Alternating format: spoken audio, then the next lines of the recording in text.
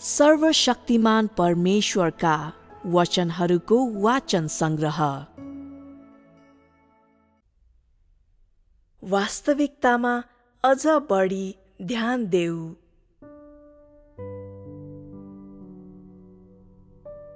प्रत्येक व्यक्तिलाई परमेश्वरद्वारा सिद्ध बनाइने सम्भावना हुन्छ।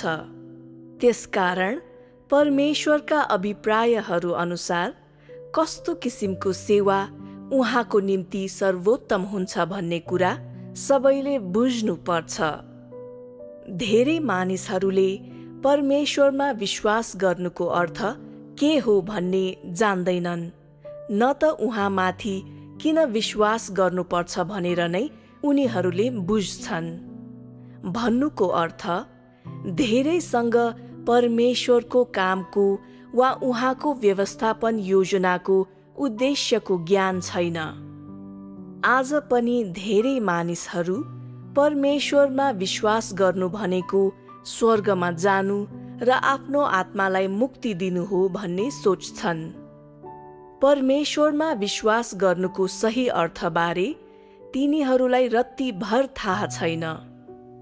त्यसबाहेक तिनीहरूसँग परमेश्वरको व्यवस्थापन योजनाको सबैभन्दा महत्त्वपूर्ण कामको बारेमा कुनै पनि बुझाइ छैन।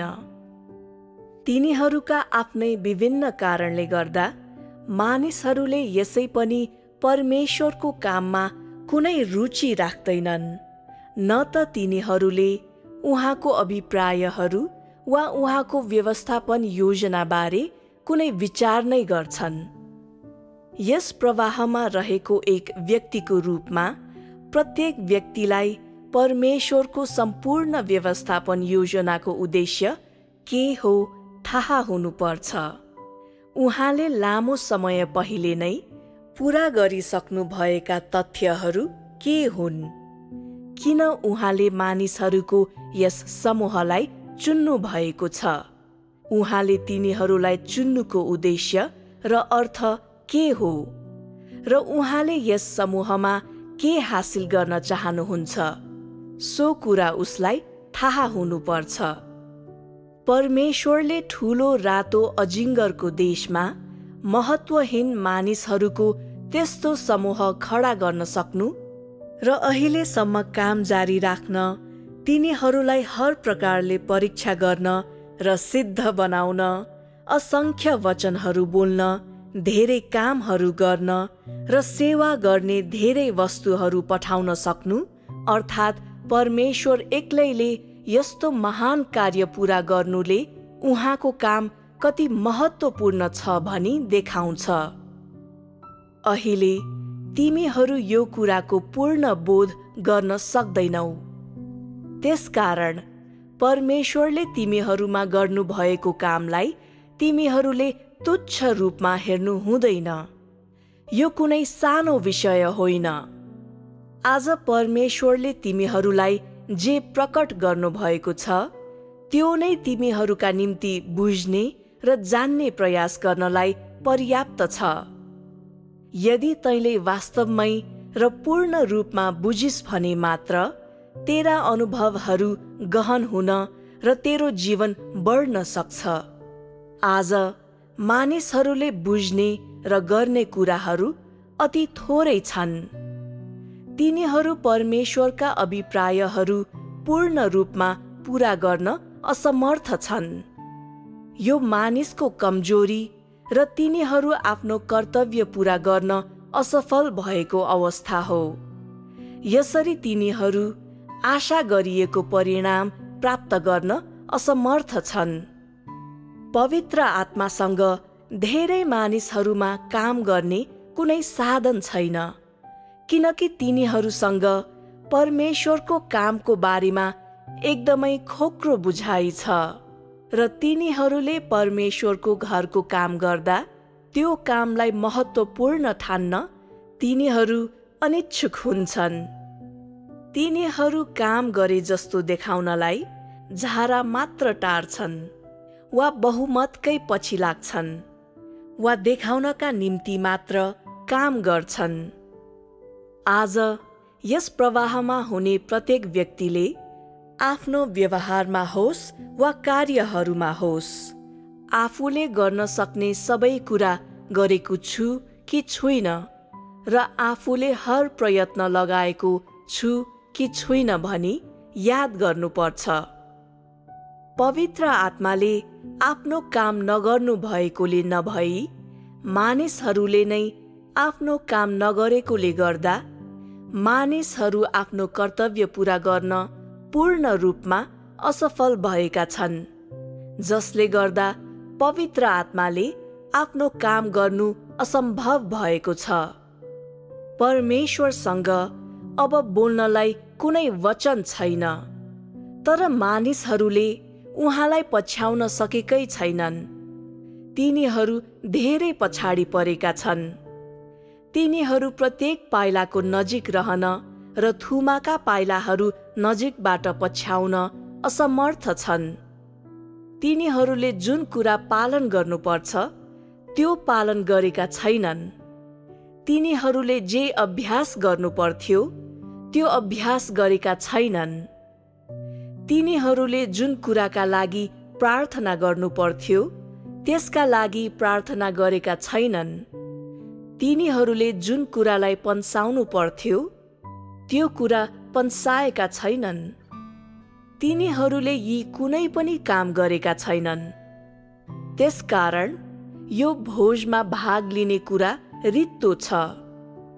यो कुनै वास्तविक अर्थ बिनाको छ र यो सबै तिनीहरूको कल्पनामा मात्र छ।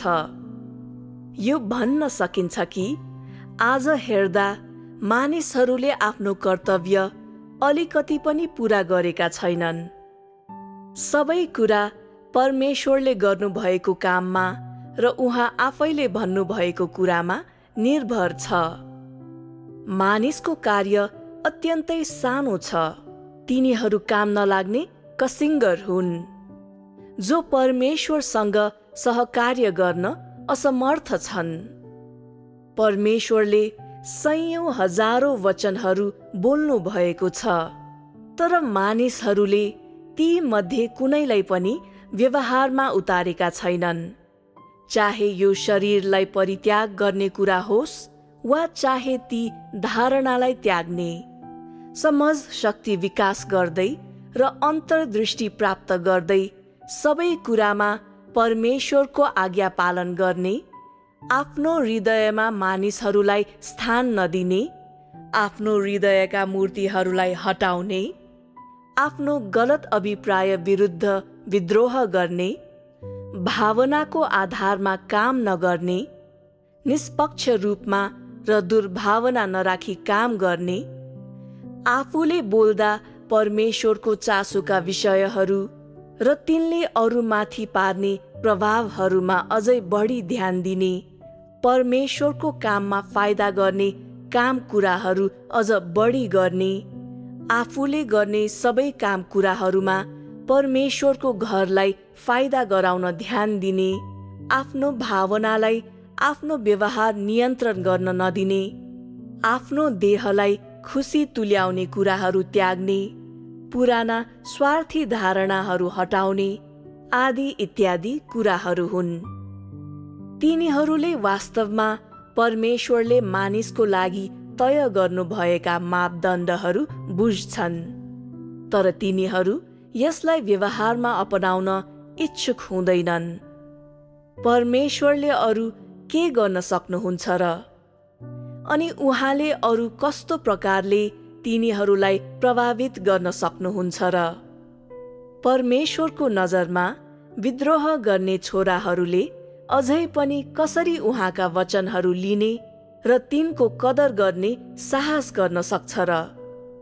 तिनीहरूसँग परमेश्वरको भोजन खाने साहस कसरी हुन्छ र? मानिसहरूको विवेक कहाँ छ र?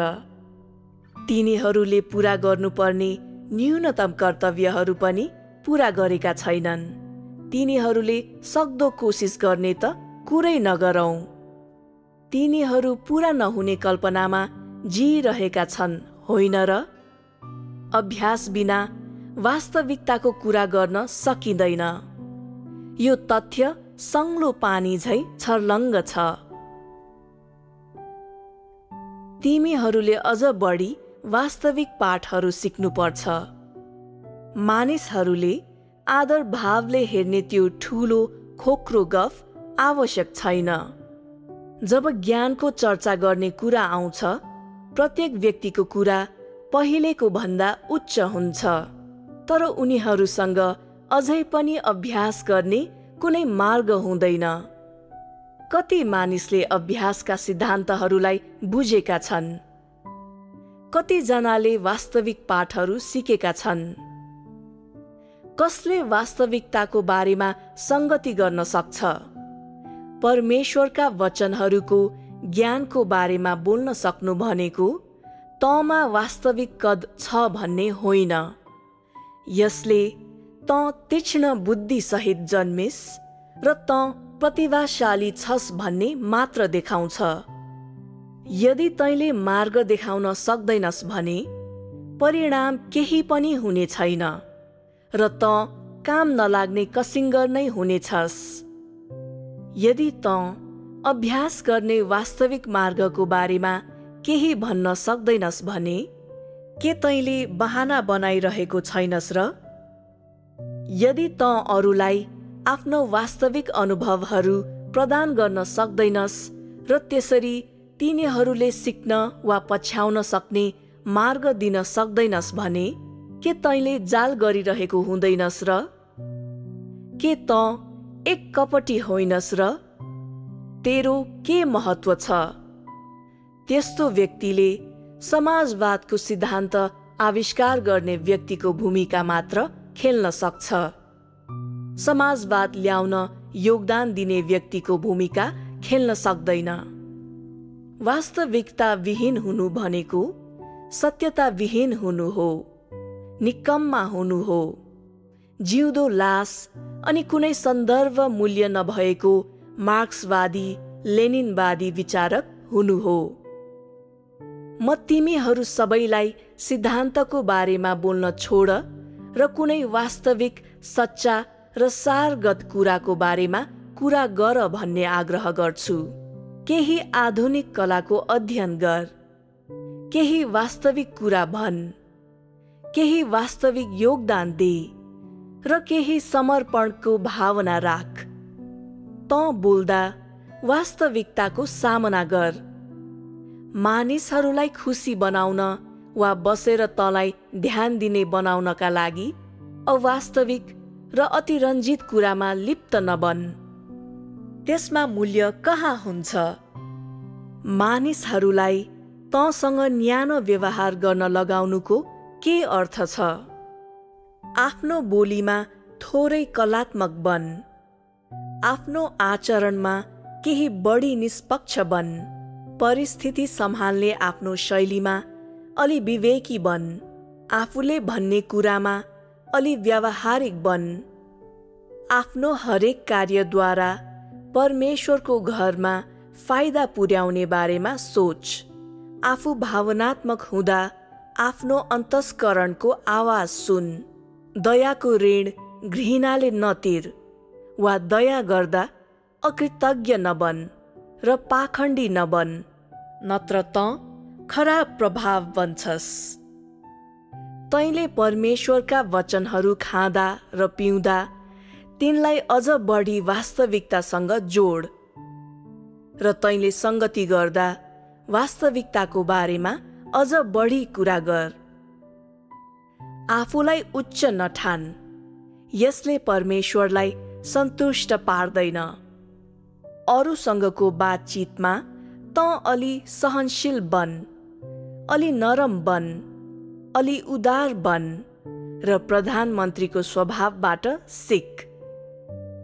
जब तँसँग नराम्रा विचारहरू हुन्छन्, तब देहलाई परित्याग गर्ने अझै बढी अभ्यास गर। जब तँ काम गरिरहेको हुन्छस्, तब वास्तविक मार्गहरूको बारेमा अझै बढी कुरा गर र अत्यन्तै उच्च कुरा नगर, अन्यथा तैँले भनेका कुराहरू मानिसहरूका लागि प्राप्त गर्नै नसकिने हुनेछन्। रमाइलो थोरै, योगदान धेरै गर। तेरो समर्पणको निस्वार्थ भाव देखा। परमेश्वरका अभिप्रायहरूप्रति अझै बढी विचारशील बन। तेरो अन्तस्करणको आवाज अझै बढी सुन। अझ बढी विचारशील बन र परमेश्वर कसरी तिमीहरूसित हरेक दिन धैर्यता र लगनशीलताका साथ बोल्नुहुन्छ भन्ने कुरालाई नबिर्सी। पुरानो पञ्चाङ्ग घरिघरि पढ। धेरै प्रार्थना गर र बारम्बार सङ्गति गर। यस्तो अस्तव्यस्त हुन छोड। केही समझ देखा र केही अन्तर्दृष्टि प्राप्त गर। जब तेरो पापी हात पसारिन्छ त्यसलाई पछाडि तान। त्यति धेरै परसम्म पुग्न नदे। त्यो कुनै कामको हुँदैन र तैँले परमेश्वरबाट जे पाउँछस् त्यो श्राप बाहेक अरू केही हुने छैन। त्यसैले होसियार बन। तेरो हृदयलाई अरूमाथि दया गर्न दे र सधैँ हातमा हतियार लिएर प्रहार नगर। अरूलाई सहयोग गर्ने सोच लिएर सत्यको ज्ञानको बारेमा धेरै सङ्गति गर र जीवनको बारेमा धेरै कुरा गर। धेरै गर र थोरै बोल। अभ्यास धेरै गर र अनुसन्धान र विश्लेषण थोरै गर। आफैलाई पवित्र आत्माद्वारा धेरै उत्प्रेरित हुन दे र तँलाई सिद्ध बनाउन परमेश्वरलाई धेरै मौका दे। मानव तत्त्वहरूलाई अझ धेरै हटा। तँमा काम गर्ने मानवका तरिकाहरू अझै पनि धेरै छन् र काम गर्ने तेरो सतही तरिका र व्यवहार अझै पनि अरूका निम्ति घृणित छ। यी मध्ये धेरै कुराहरूलाई हटा। तेरो मनोवैज्ञानिक स्थिति अझै पनि अति घृणास्पद छ। त्यसलाई सुधार गर्न अझै बढी समय खर्च गर। तँ अझै पनि मानिसहरूलाई धेरै मान दिन्छस्। परमेश्वरलाई अझ बढी मान दे र त्यति धेरै विवेकहीन नबन। मन्दिर सधैँ परमेश्वरको हुन्छ र तिनलाई मानिसहरूले कब्जा गर्नु हुँदैन। संक्षेपमा धार्मिकतामा धेरै र भावनाहरूमा कम ध्यान दे। देहलाई हटाउनु सर्वोत्तम हुन्छ। वास्तविकताको बारेमा धेरै र ज्ञानको बारेमा थोरै कुरा गर। सबैभन्दा उत्तम भनेको चुप लाग्नु र केही नभन्नु नै हो। अभ्यासको मार्गको बारेमा धेरै कुरा गर र मूल्यहीन घमण्डका कुराहरू कम गर। अहिले नै अभ्यास गर्न सुरु गर्नु सर्वोत्तम हुन्छ। परमेश्वरले मानिसहरूको लागि तय गर्नुभएका मापदण्डहरू त्यति धेरै उच्च छैनन्। मानिसहरूले लगनशील र इमान्दार भई अभ्यास गरे भने उत्तीर्णाङ्क प्राप्त गर्नेछन्। साँचो कुरा भन्ने हो भने सत्यताको बुझाइ, ज्ञान र बोध प्राप्त गर्नु सत्यता अभ्यास गर्नुभन्दा धेरै जटिल छ। पहिला तैँले आफूले जति बुझ्छस् त्यति अभ्यास गर, अनि तैँले जे बोध गरेको छस् त्यो अभ्यास गर। यस तरिकाले तैँले सत्यताको साँचो ज्ञान र बोध क्रमिक रूपमा हासिल गर्दै जानेछस्। पवित्र आत्माले यी नै चरण र माध्यम मार्फत काम गर्नुहुन्छ।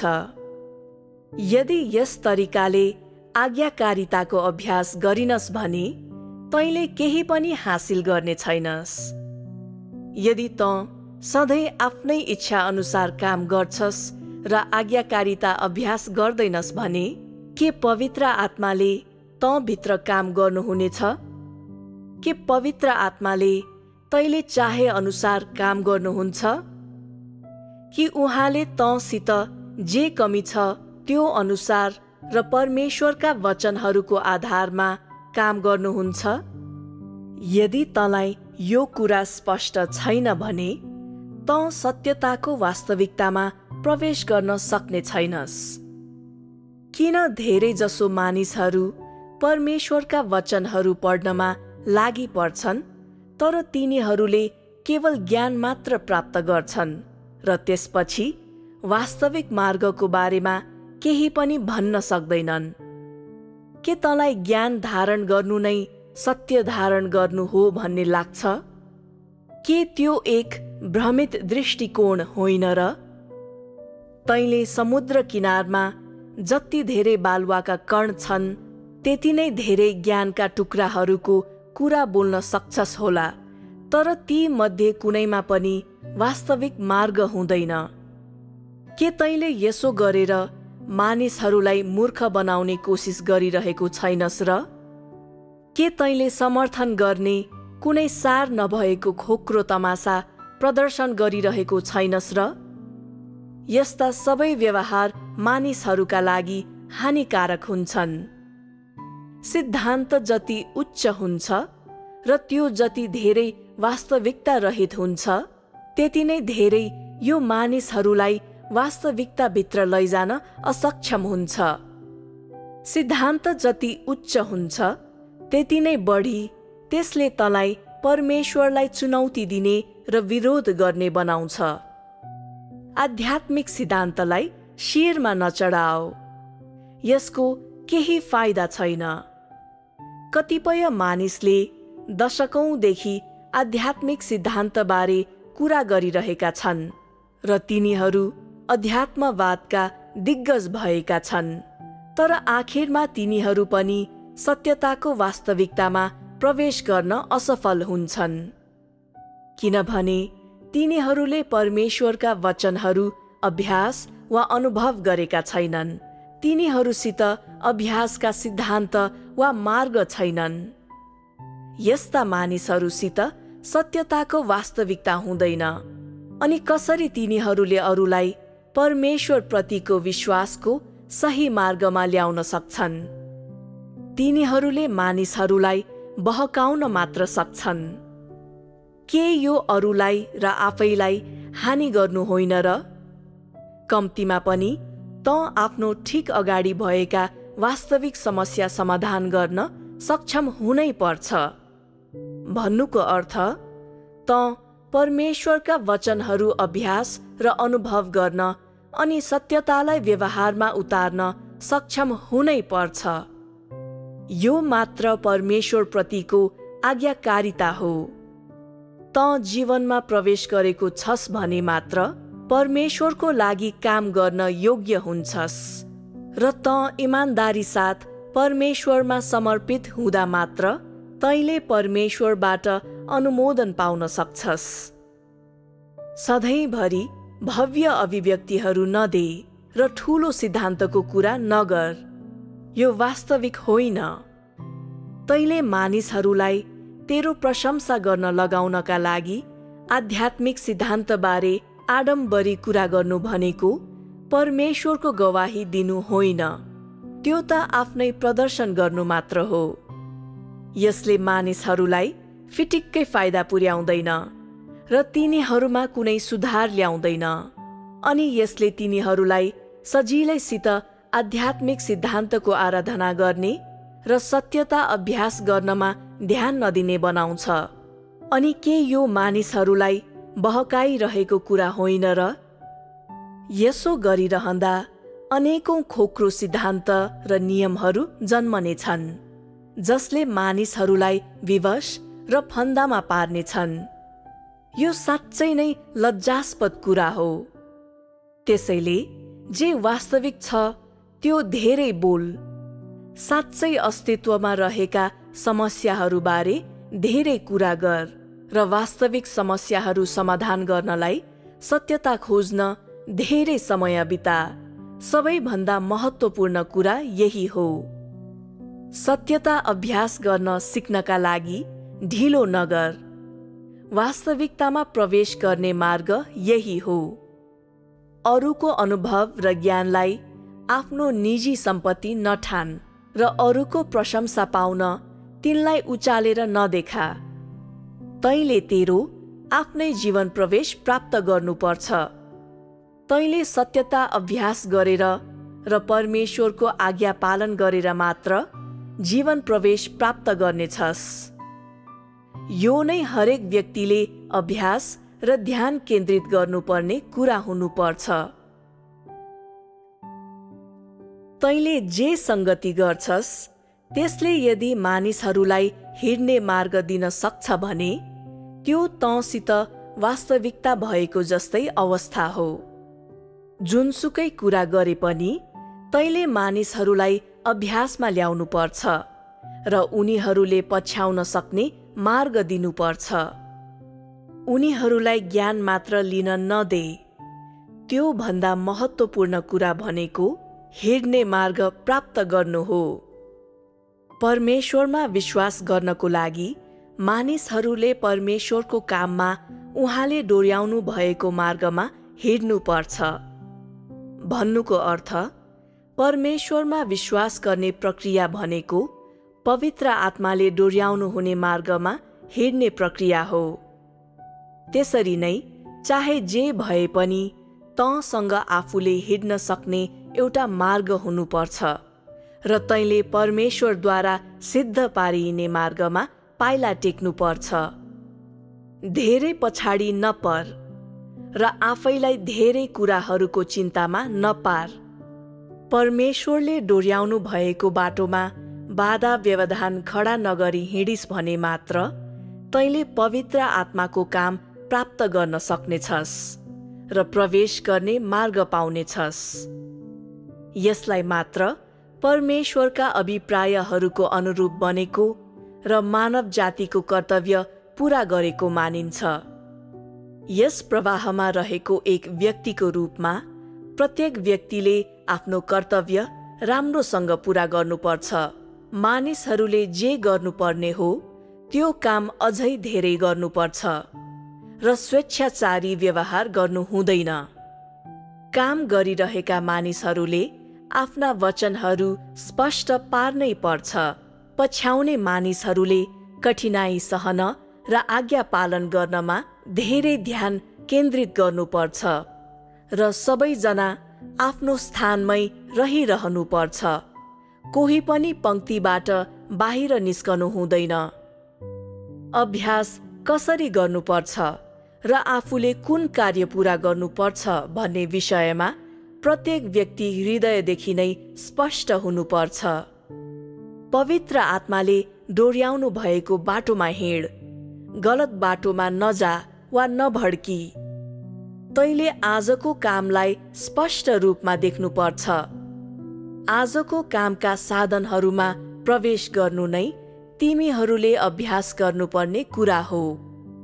तँ प्रवेश गर्नुपर्ने पहिलो कुरा यही नै हो। अन्य कुराहरूमा थप वचनहरू खेर नफाल। परमेश्वरको घरको आजको काम गर्नु नै तिमीहरूको जिम्मेवारी हो। आजको कामको तौर तरिकामा प्रवेश गर्नु नै तिमीहरूको कर्तव्य हो र आजको सत्यता अभ्यास गर्नु नै तिमीहरूले वहन गर्नुपर्ने बोझ हो।